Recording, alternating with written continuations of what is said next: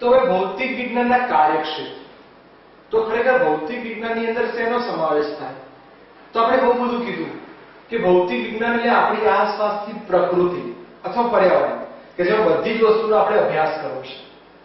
પણ પ્રશ્ન એ આવે છે કે શું આપણે ખાલી એ ઘટનાઓને જોવા ખાતર જોઈએ છીએ? ના, એ ઘટનાઓને ધ્યાનથી જુઓ અથવા એને માત્ર નિહાળશો નહીં, એની માટે કેટલી ચોકસાઈ રાખો. જેમ કે મેં હમણાં જ એક એક્ઝામ્પલ આપ્યું હતું કે તમારી આસપાસ જે કંઈ બી ઘટના થાય છે એને તર્કસંગત બનાવો. તો કઈ રીતે ચોકસાઈ રખાય? તો ચોકસાઈ માટે હું કહું છું કે રોજિંદી ઘટનાઓનો મારે અભ્યાસ કરવો પડે. એને માત્ર નિહાળવા ખાતર નહીં નિહાળીએ, એ ઘટનાઓને ક્રમબદ્ધ લખો. એ ઘટનાઓ થઈ છે તો કેટલી અર્થસભર છે, કેટલીક આયોજન વાળી છે. જેમ કે ચોમાસું, પછી આવે શિયાળો, પછી આવે ઉનાળો. તો આ બધી ક્રમ અનુસાર આવે છે કે વારા પરથી વારા ક્રમ અનુસાર આવે છે. તો બધી ઘટનાઓને ધ્યાનથી જુઓ કે હા એ ક્રમ અનુસાર આવે છે. નંબર 2, ચોમાસામાં શું ઘટનાઓ બને છે, શિયાળામાં શું ઘટનાઓ બને છે, એનો મારે અભ્યાસ કરવો પડે. તો પહેલો મુદ્દો ક્લિયર કે મારે ચોકસાઈ રાખવી હોય તો મારે રોજિંદા ક્રિયાઓનો માત્ર નિહાળવાની નહીં, એનો અભ્યાસ કરવો પડે. જ્યારે નંબર 2 એ કુદરતના નંબર 2 આ બધી ઘટનાઓ સુસ્પષ્ટ અને અર્થસભર હોવી જોઈએ. જેમ કે ચોમાસું પતે એટલે શિયાળો આવશે, જેને ઋતુચક્ર કહીએ છીએ. આ અર્થસભર છે. નંબર 2 થોડી વધારે ચોકસાઈ રાખીએ તો આપણે એવું કહીએ કે ચોમાસામાં વરસાદ આવે છે, શિયાળામાં વરસાદ બી ક્યારેક આવે છે પણ ક્યારેક ઠંડી વધારે પડે છે. ત્યારબાદ ઉનાળો આવ્યો, એમાં ગરમીનું પ્રમાણ વધે છે, તો દરેક જગ્યાએ તાપમાન બદલાયું. તો દરેક જગ્યાએ તાપમાન બદલાયું તો મેં આ ઘટના ઉપર ફોકસ કર્યું કે આ ઘટના શું થઈ રહી છે, એટલે હું એ ઘટનાને સુસ્પષ્ટ બનાવું છું. અને નંબર 2 કે તાપમાનનો તફાવત રહે છે એટલે એ ઘટનાને હું અર્થસભર બનાવું છું કે ચોમાસા પછી શિયાળો આવ્યો. ચલો, તમારા મગજમાં ઘટનાઓ બની, એને સમજ્યા, એના પરથી કેટલીક વસ્તુ તૈયાર કરી, એક ઘટનાઓ લખી. નંબર 2 શું એ કુદરતના નિયમો કે સિદ્ધાંતોને અનુસરે છે? અથવા આપણે કોઈ સિદ્ધાંત બનાવીએ, આપણે કોઈ નિયમ બનાવીએ, એ નિયમ સાચો છે? તો એ ક્યારે ચકાસી શકાય કે જ્યારે તમે આવા સિદ્ધાંતનો બધી જ જગ્યાએ ઉપયોગ કરો.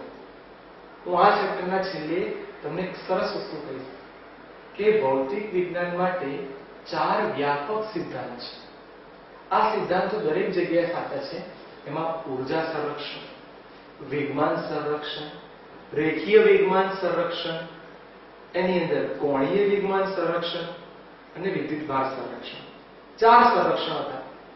આ બધા નિયમ સાચા જ છે, એના ઉપરથી આપણે લોજિક બનાવ્યા. એટલે મારે કોઈ પણ સિદ્ધાંત છે એને વ્યાપક રીતે વિચારવું પડે.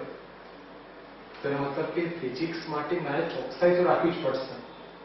પાછો પ્રશ્ન આવે કે ફિઝિક્સ કોની માટે લાગુ પડે? એ ફિઝિક્સ એ અતિ સૂક્ષ્મ ભાગથી લઈ વિશાળ બ્રહ્માંડો સુધી લાગુ પડે. એક સરસ પ્રશ્ન પૂછું, આપણે રહીએ છીએ ક્યાં? પૃથ્વી ઉપર. પૃથ્વી છે કઈ જગ્યાએ? એ રહ્યું સૌરમંડળ. ચલો, સૌરમંડળ કઈ ગેલેક્સીમાં છે? અથવા આપણી ગેલેક્સીનું નામ શું? આપણી ગેલેક્સીનો વિસ્તાર કેટલો? અને આવી કેટલી ગેલેક્સી બ્રહ્માંડમાં છે? તો બહુ બધા પ્રશ્નો ઉત્પન્ન થયા. આ પ્રશ્નો ઉત્પન્ન થાય છે એનો મતલબ જ એ થયો કે તમે વિજ્ઞાન ભણો છો. અને એમાં બી કયું વિજ્ઞાન ભણો છો? ભૌતિક વિજ્ઞાન, કે જેની અંદર પ્રશ્નો ઉત્પન્ન થવા જોઈએ જ. એક નાનકડો અને એક સરસ સવાલ કે બ્રહ્માંડ એ શેનું શેનું બનેલું છે? તો બ્રહ્માંડ 2 વસ્તુનું બનેલું છે. એક છે દ્રવ્ય અને બીજું વિકિરણ. વર્ષોથી આ લોકો વિચારતા આવ્યા કે બ્રહ્માંડ શેનું હશે? તો બ્રહ્માંડ 2 વસ્તુનું છે, દ્રવ્ય અને વિકિરણ. મનુષ્ય પોતે બહુ બધા પ્રશ્નો જવાબ લાયા. હાલની ટેકનોલોજી એટલી સરસ છે કે આપણે રોબોટ બનાવી શકીએ છીએ. આપણે થોડું જેનેટિકલ ચેન્જીસ કરી ક્લોન બનાવી શકીએ છીએ. એકના જેવું જ બીજું વ્યક્તિ બનાવી શકીએ છીએ. આટલી બધી આપણને સફળતા મળી છે. પણ છતાંય મનુષ્યને 2 પ્રશ્નો મૂંઝવે છે. તો મનુષ્યને મૂંઝવતા 2 પ્રશ્નો. એક બ્રહ્માંડનું અસ્તિત્વ, કે સાહેબ બ્રહ્માંડનું અસ્તિત્વ કઈ રીતે થયું હશે, અને બીજું મનુષ્યનું પોતાનું અસ્તિત્વ. એટલે આ બે પ્રશ્નોનો જવાબ પોતાના અસ્તિત્વ વિશેની માહિતી નથી મળી. આ સિવાય ઘણા પ્રશ્નો છે. સાદી ભાષામાં કહું તો લોહી. શું આપણે લોહી બનાવી શકીએ છીએ? હા, આપણે એવું કહી શકીએ કે ચલો આનું બ્લડ ગ્રુપ A, આનું બ્લડ ગ્રુપ B. એટલે ઘણા બધા શોધ કરવા બાકી છે, અને તમારામાંથી કોઈક વૈજ્ઞાનિક બનશે તો એ લોકો આના વિશે શોધી કાઢશે. એટલે ખાસ કે બ્રહ્માંડ શેનું બનેલું છે? દ્રવ્ય અને વિકિરણ. મનુષ્યને મૂંઝવતા બે પ્રશ્નો કયા? એક પોતાનું અસ્તિત્વ અને બીજું બ્રહ્માંડનું અસ્તિત્વ. અતિ સૂક્ષ્મ ભાગ માટે પણ લાગુ પડે છે. એટલે આવું કહીએ કે અતિ સૂક્ષ્મ ભાગ કયો? તો કેમિસ્ટ્રી અથવા તો વિજ્ઞાનને જો હું યાદ કરાવું તો આવા કેટલાક શબ્દો તમારે આવી ગયા છે કે ખરેખર બહુ પહેલા કોઈ ખડક લાવવામાં આવે, એ ખડકને તોડવામાં આવે તો ખબર પડે કે આ અણુ કે પરમાણુનો બનેલો છે. જો અણુ કે પરમાણુની અંદર જાઓ તો ખબર પડી કે આની અંદર થોડાક શબ્દો છે પ્રોટોન, ચલો થોડા શબ્દો છે ન્યુટ્રોન, થોડા શબ્દો છે ઇલેક્ટ્રોન, અને નવી લાગશે કે આના સિવાય પણ છે. ખરેખર કોણ છે? એને કહેવાય ક્વાર્ક્સ, મેસોન. આવા અલગ અલગ શબ્દો આવશે. હું થોડીક વધારે ફોકસ કરવાની વાત કરું તો પ્રોટોન અને ન્યુટ્રોન એ બંને એક જગ્યાએ ભેગા થઈ જાય છે, જેને કહેવાય ન્યુક્લિયસ. આ ન્યુક્લિયસ હોય બહુ જ સૂક્ષ્મ હશે. આ ન્યુક્લિયસની અંદર કોણ છે? પ્રોટોન પણ છે, ન્યુટ્રોન પણ છે.